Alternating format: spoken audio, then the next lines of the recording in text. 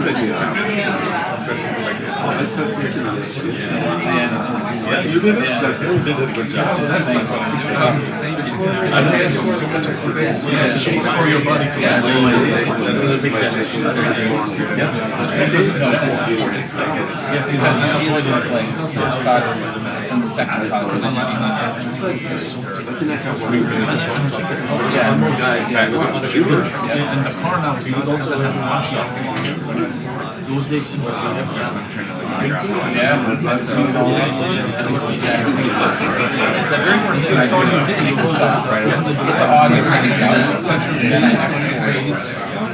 export and transfer it. What is that yellow camera? On here? Sensors are wireless. So, I couldn't see. Oh, yeah. The quality was good.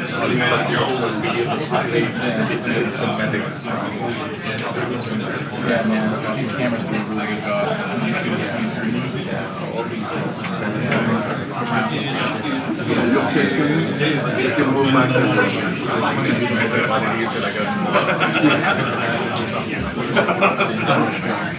I like the I really enjoy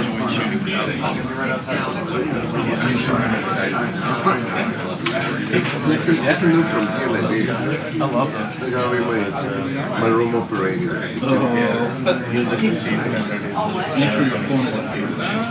I always, you know what I mean? Only when I'm expecting my wife. It's the only time I always have a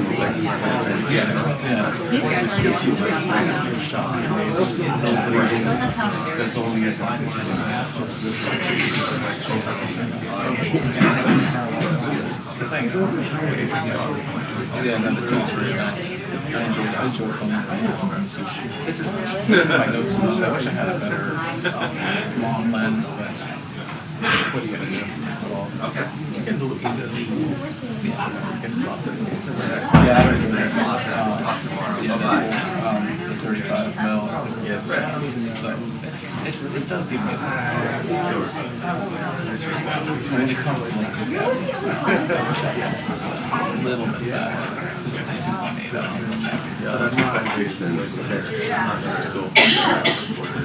I did bring it. I have a. Yeah, okay. Oh no, this one. Yeah. One shoulder to the other. I don't know. It has limitations. I'm gonna do some artistic shots with it later. For 30 years. That gives like a base scene that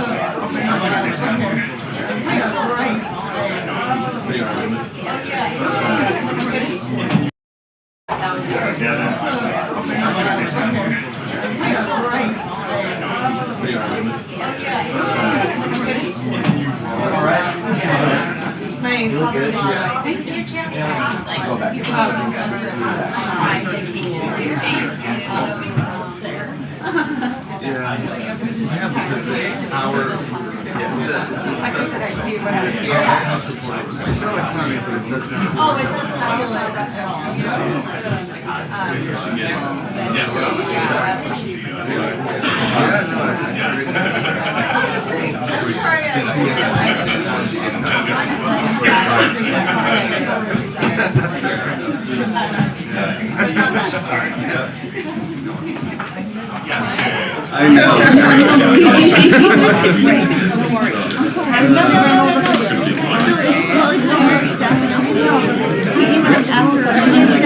Well, it's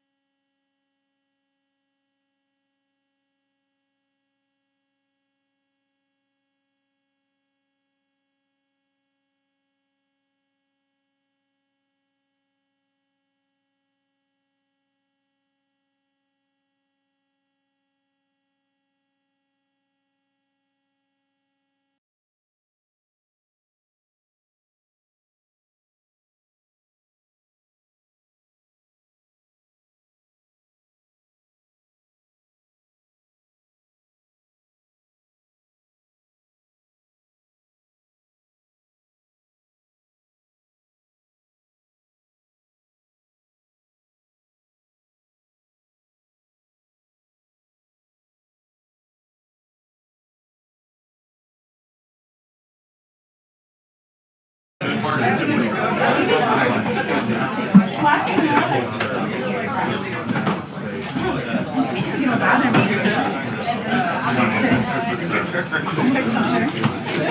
like it's way underneath this, it doesn't matter. Good morning.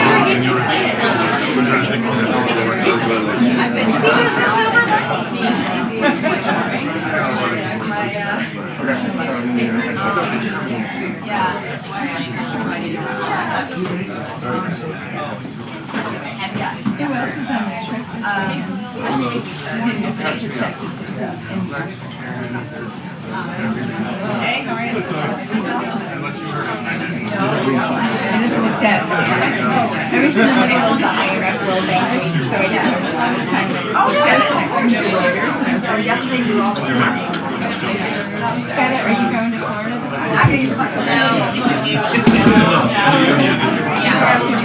How about you, Sam? Are you down there? It's not me. I'm not sure.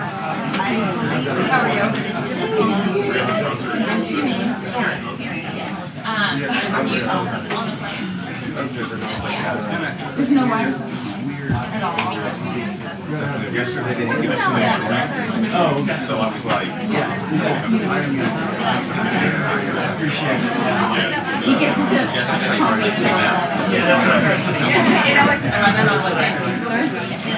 Oh, right, because he's going out after tomorrow. and then he's flying straight to Thursday.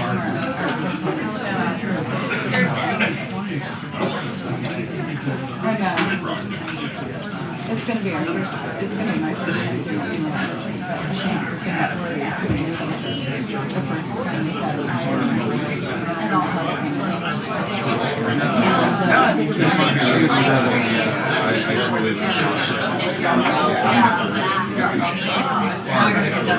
And that makes sense.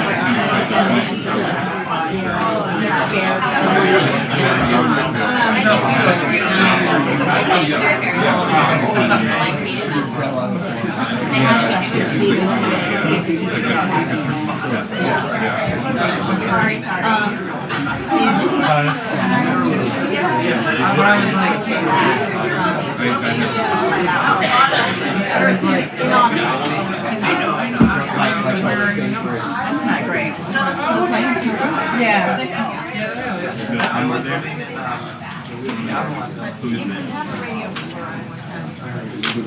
Yeah, appreciate that.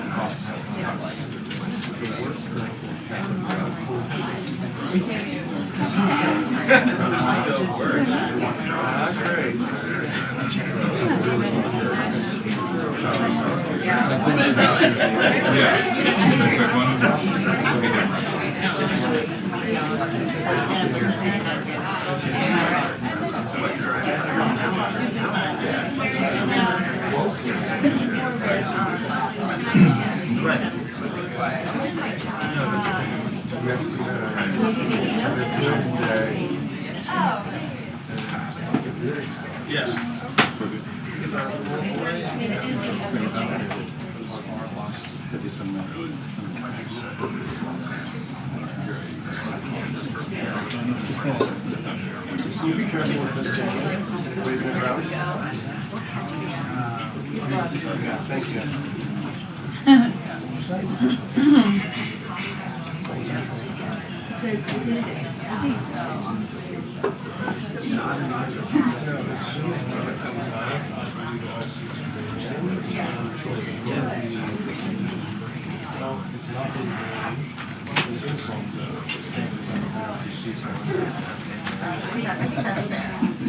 correct. Thank you guys for your guys' work. I wasn't seeking. They have a charger down here.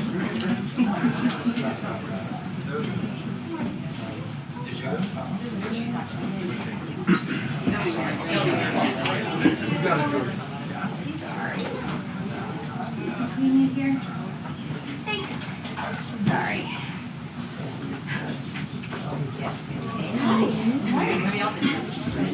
Good. How are you?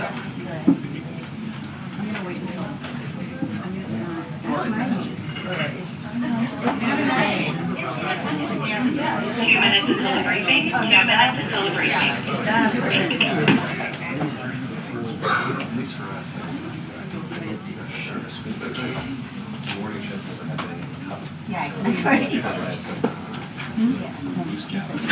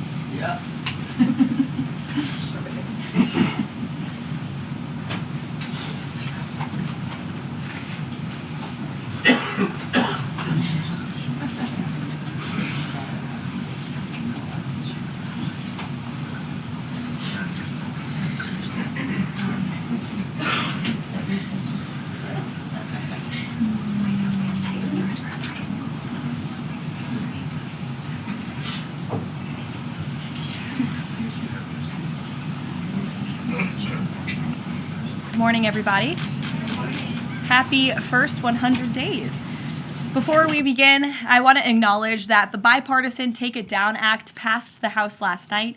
This important legislation was championed and guided through Congress by our wonderful First Lady, Melania Trump, including through her direct advocacy on behalf of survivors during her passage efforts. The Take It Down Act criminalizes the publication of non-consensual intimate imagery and requires social media and similar websites to remove such content within 48 hours of notice from a victim. The First Lady thanks all those who voted in favor of this important legislation, and the President looks forward to signing it when it arrives on his desk. Today officially marks 100 days of promises made and promises kept by President Trump. This has truly been the most historic start to a presidency in American history. After building the greatest economy in the world in his first term as president, President Trump is in the process of doing that all over again. The American people trust in President Trump. Since his first day in office, President Trump has focused on defeating the Biden inflation crisis, bringing down the cost of living, and making the United States the best place in the world to do business, invest, create jobs, and innovate. And President Trump's efforts are working. 345,000 jobs have already been added since the start of President Trump's term. Last month's jobs report saw nearly 100,000 more jobs than economists predicted, and it was the fourth highest month for private payroll growth in the past 2 years. 9,000 manufacturing jobs have been added to the economy already. This is a sharp contrast to the 6,000 manufacturing jobs that were lost each month in the final 2 years of the Biden administration. The U.S. employment rate remains at historic lows. And thanks to President Trump, Americans are seeing price relief for the first time in years. The last inflation report showed the first consumer price decline since the COVID pandemic, a decrease in energy prices, and real average hourly wage growth. President Trump is delivering on his promises to lower costs for American families and businesses. Prices across the board for everyday goods have seen declines since this president was inaugurated. From airfare to used motor vehicles to prescription drugs, prices are dropping. In fact, last month's drop in the price of prescription drugs was the largest ever recorded. And after Joe Biden botched the response to the bird flu, President Trump and Secretary Rawlings' aggressive plan have brought down wholesale egg prices more than 50% from Inauguration Day. President Trump ended Joe Biden's reckless war on American energy and fossil fuels and has restored American energy dominance. And Secretary Wright, Secretary Doug Burgum are working hard on that effort every single day. Oil and gas prices are now way down because of this bold approach. Gasoline prices down 7%. Energy prices are also down as well. The Department of Interior just announced a new offshore drilling policy that will boost oil production in the Gulf of America by 100,000 barrels per day.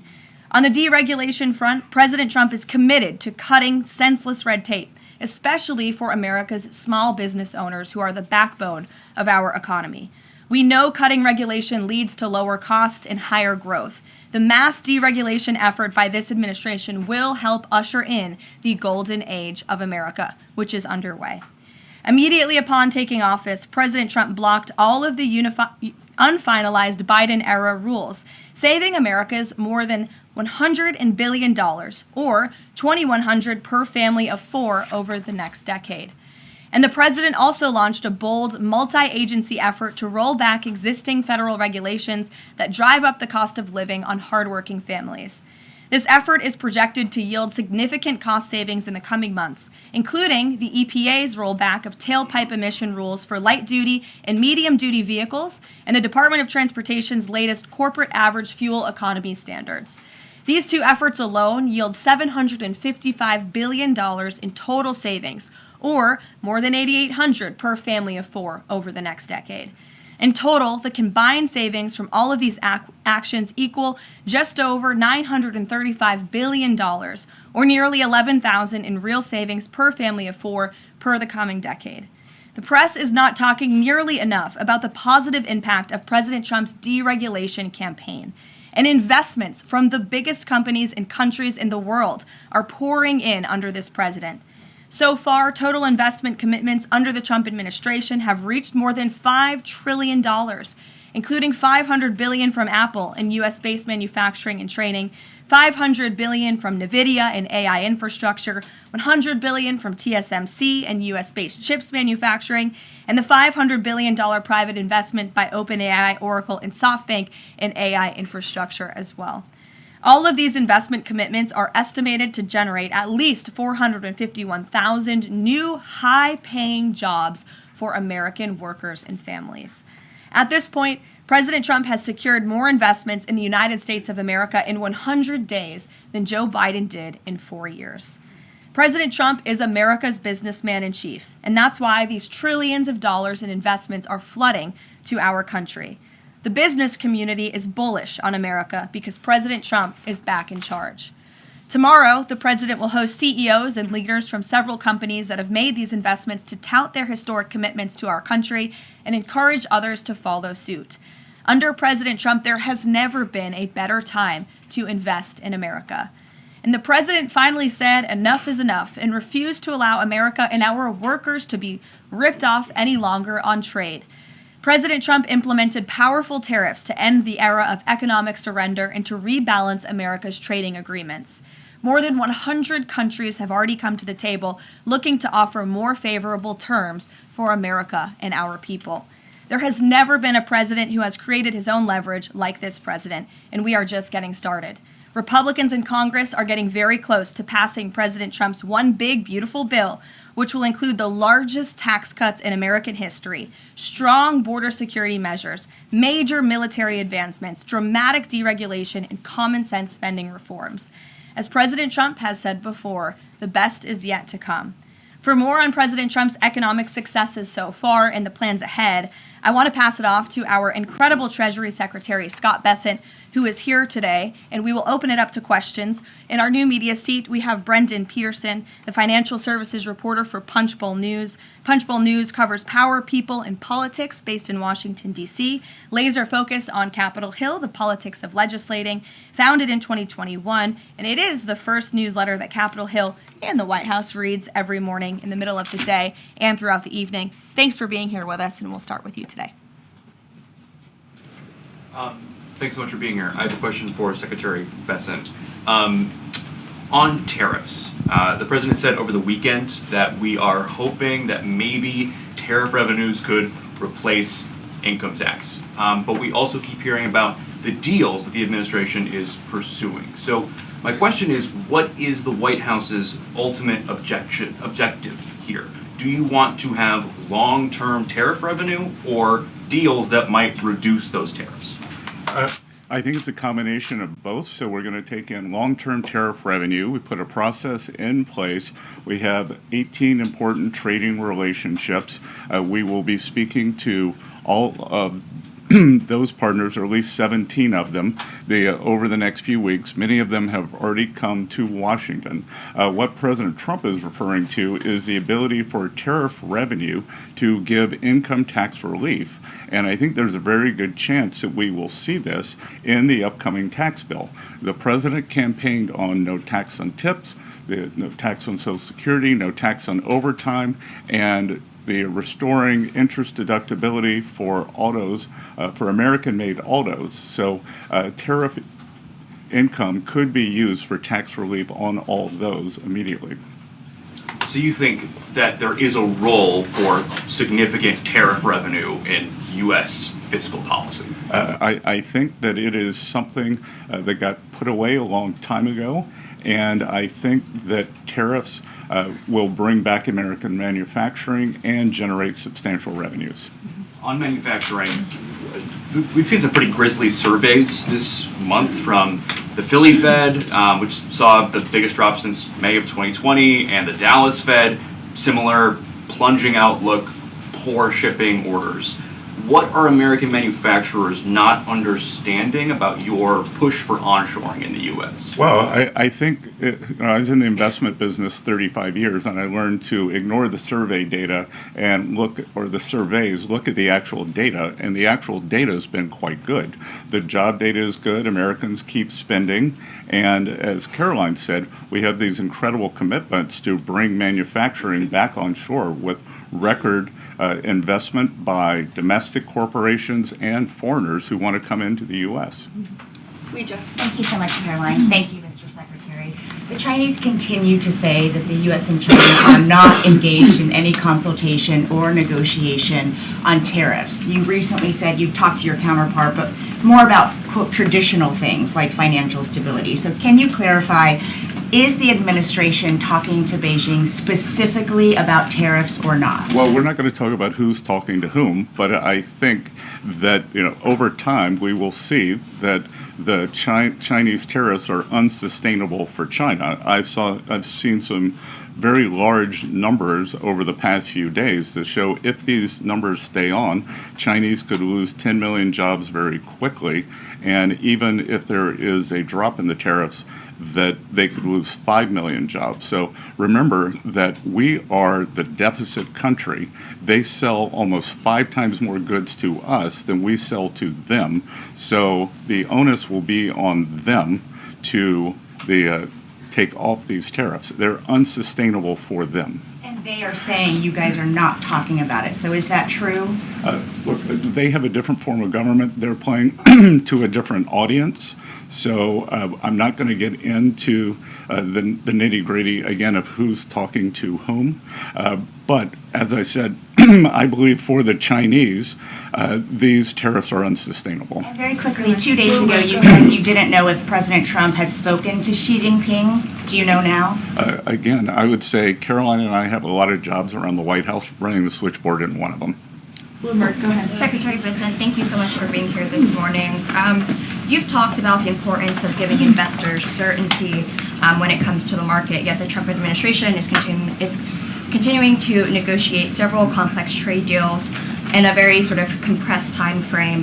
When do you expect you'll be able to give the market some certainty around those deals? Do you have a deadline? Is it the 90-day pause? What are we looking at here? Good question. And I think one thing that has been a little disconcerting for the markets is, President Trump creates what I would call strategic uncertainty in the negotiations. So he is more concerned about getting the best possible trade deals for the American people. We had 4 years of bad deals for decades of unfair trading, and we are going to unwind those and make them fair. What we are doing is we've created a process. I think the aperture of uncertainty will be narrowing, and as we start moving forward announcing deals, then there will be certainty.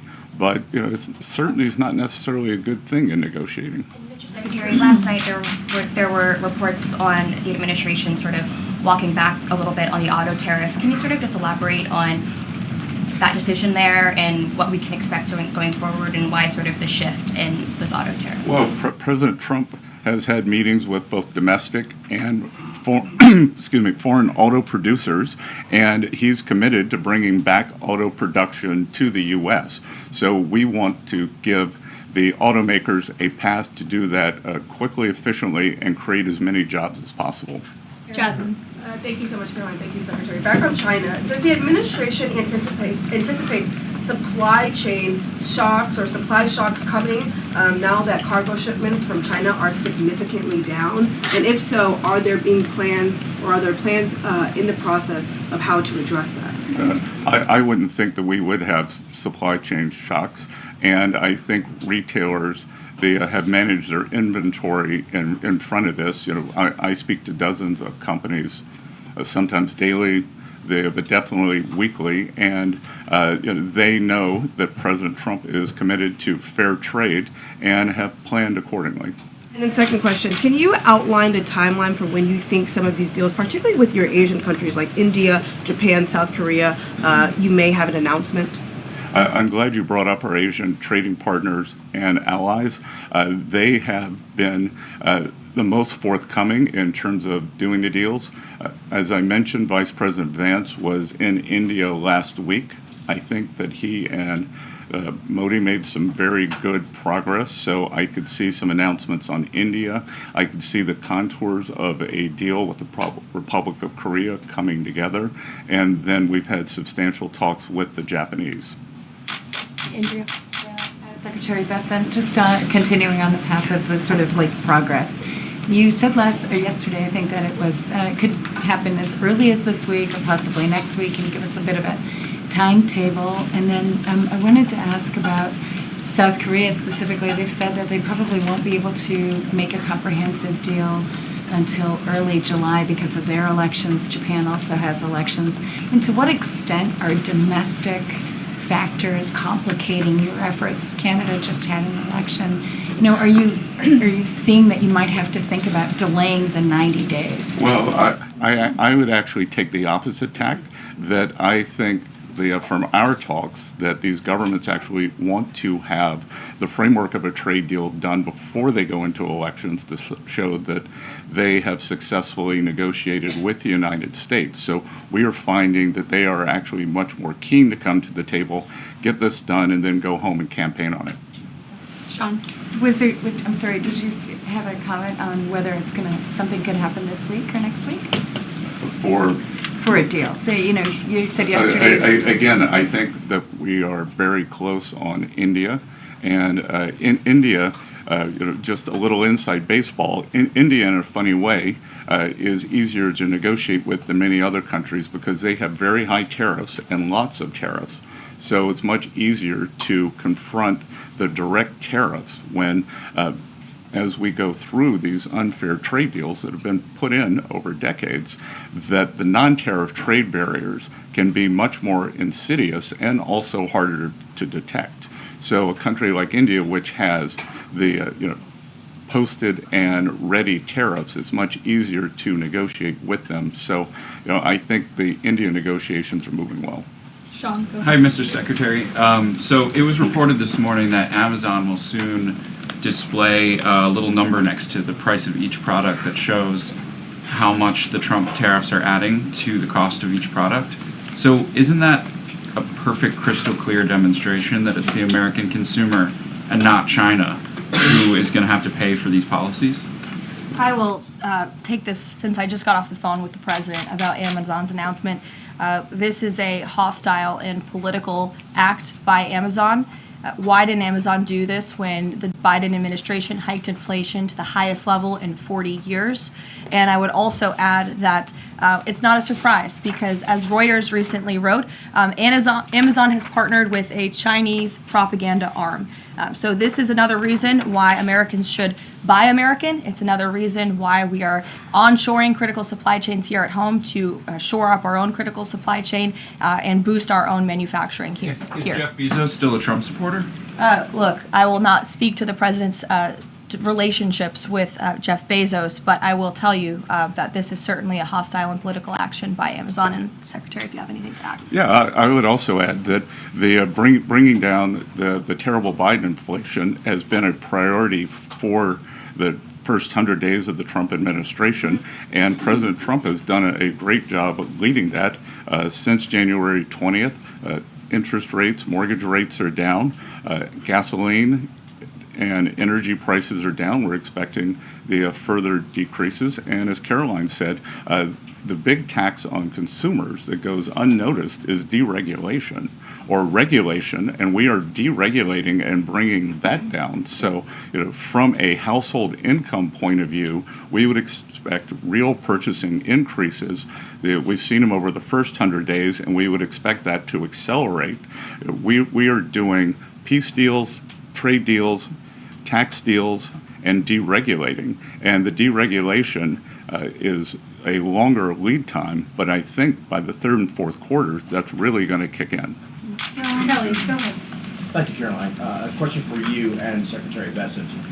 We talk a lot about volatility and uncertainty in the marketplace, and the president has stated all along that he's more concerned about mainstream America, the American worker. You just talked about deregulation and this entire fair trade and reciprocals. What is your message to the American people in terms of letting them get through this disturbance and the outcome being greater and a greater good for the American worker, the American people, the American families? I would say trust in President Trump. There's a reason he was reelected to this office. It's because of the historic success of his economic formula in the first term, and as I laid out at the beginning of the briefing and the Secretary has talked about and the President talks about every day, there's a proven formula that works.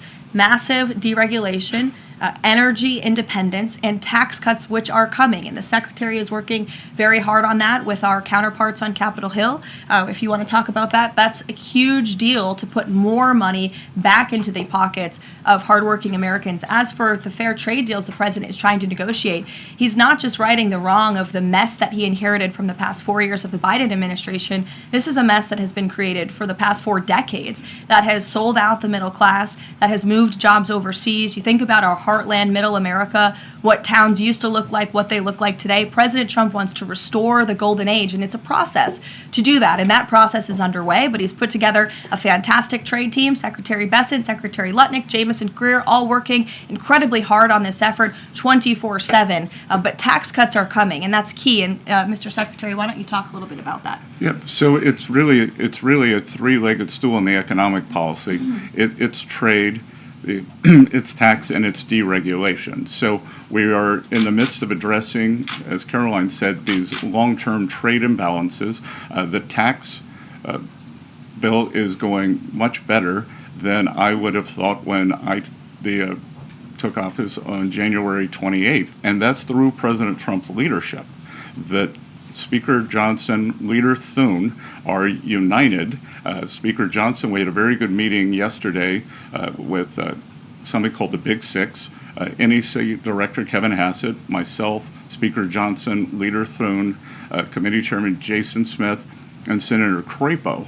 And the tax bill is moving forward. It is going to give permanence to the 2017 Tax Cuts and Job Act, which will, back to the question on certainty, it will give American business certainty, it will give American people certainty, and then President Trump is also adding the things for working Americans that is talked about earlier: no tax on tips, no tax on overtime, no tax on Social Security, making auto payments deductible. So that will substantially address the affordability crisis. And the other thing that I would note, and back to data, is that the Vanguard, one of the largest money management firms in America, said that over the past 100 days, 97% of Americans haven't done a trade.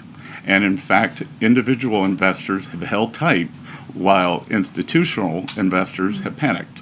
So individual investors trust, investors trust President Trump. Megan, in the back. Thank you both. Can you detail for us exactly what we should expect as far as relief on the auto tariffs front? And then further, Mr. Secretary, should we expect other industries to also get relief the way we've now seen for auto and tech as well? I'm not going to go into the details of the auto tariff relief, but I can tell you that it will go substantially toward reshoring American auto manufacturing. And again, the goal here is to bring back the high quality industrial jobs to the U.S. President Trump is interested in the jobs of the future, not the jobs of the past.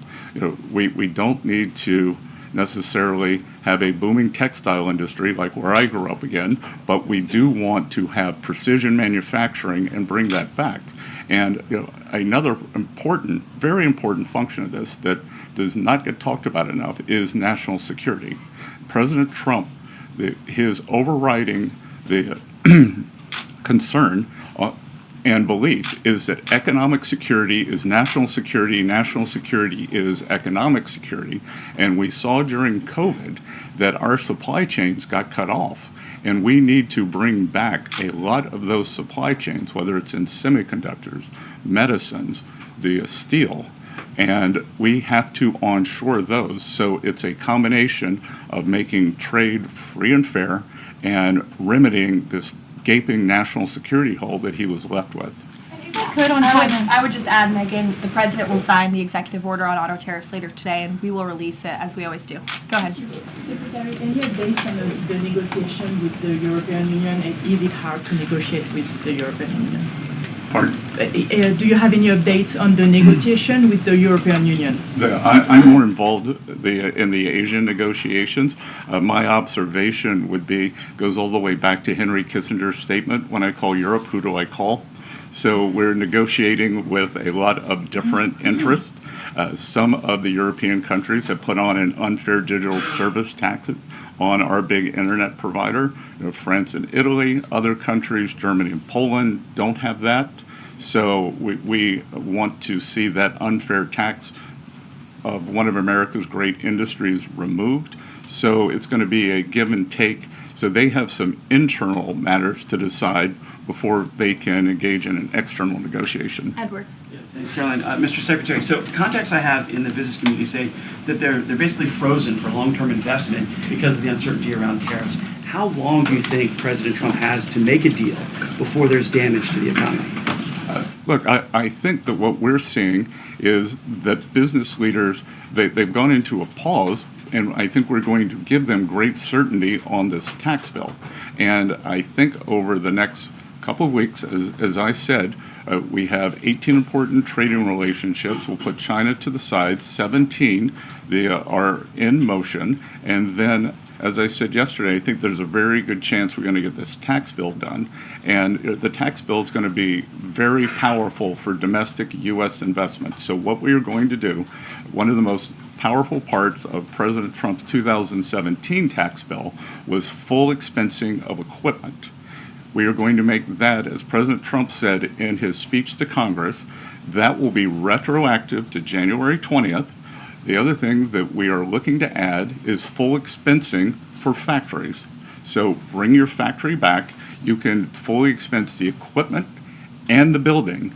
We will couple that with deregulation, cheap energy, and regulatory certainty, and that will continue to make the U.S. the greatest destination for domestic and foreign investment. And the president, well, if I could follow, just the president said that world leaders would like to meet with him in Rome, in Vatican City, about trade. Other than President Zelensky, who did the president meet with, and about trade, and when could we get some of those deals? The president met with President Zelensky, as you know, which we talked about, and the president continues to be engaged with his fellow leaders around the world in the European Union. You've seen many of them visit the White House. I want to harp on, in closing, the point the Secretary just made. On the campaign trail, the president promised the American public that he was going to make America the best country in the world to do business again. The lowest taxes, lowest regulation, lowest energy costs of anywhere in the world. And if you do business in the United States, you won't pay a tariff, you won't pay a price. That's not just good for companies around the world, but it's good for the American worker.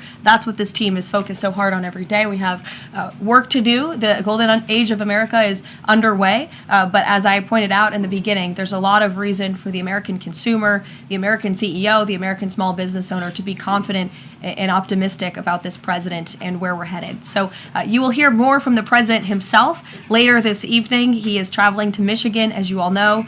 He'll make a stop at the Air Force Base with Governor Whitmer, and then we will head to a rally tonight where you'll hear more from him directly. So we'll see you in Michigan. Thank you, guys. Thank you, Caroline.